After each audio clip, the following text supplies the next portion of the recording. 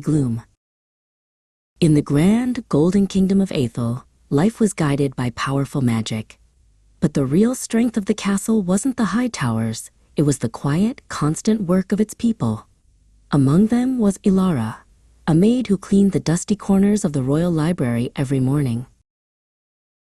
King Cassian, a good man, often worried about the grand, distant threats, dragons in the mountains, rivals beyond the sea.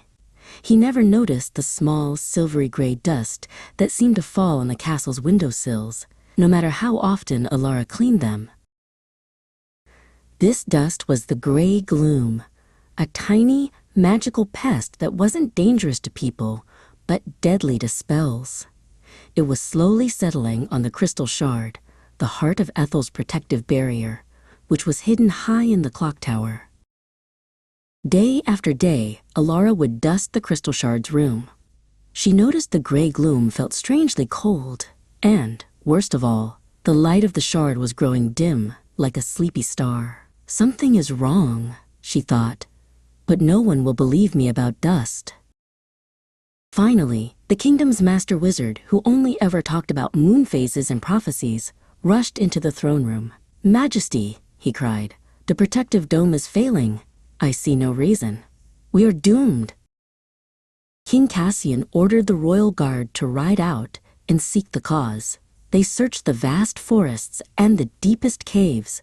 They looked everywhere big, but the Grey Gloom kept settling, and the shard's light flickered faster and faster. That evening, Ilara was doing her final, quiet rounds. She heard the shard's faint, distressed humming from the clock tower. She knew where the true problem was, even if it was just dust. It was the only place the gloom kept coming back. She climbed to the crystal shard's chamber. The gray coating was now thick, nearly hiding the great crystal. Ilara didn't hesitate. She didn't have magic, only her hands and her trusty, clean linen cloth. She scrubbed and wiped with all her strength, pushing the dusty, cold coating away.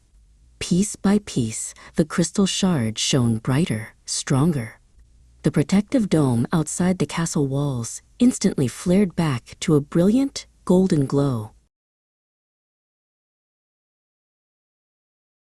The next morning, King Cassian found Ilara in the throne room, carefully dusting the arms of his great chair. He bowed low.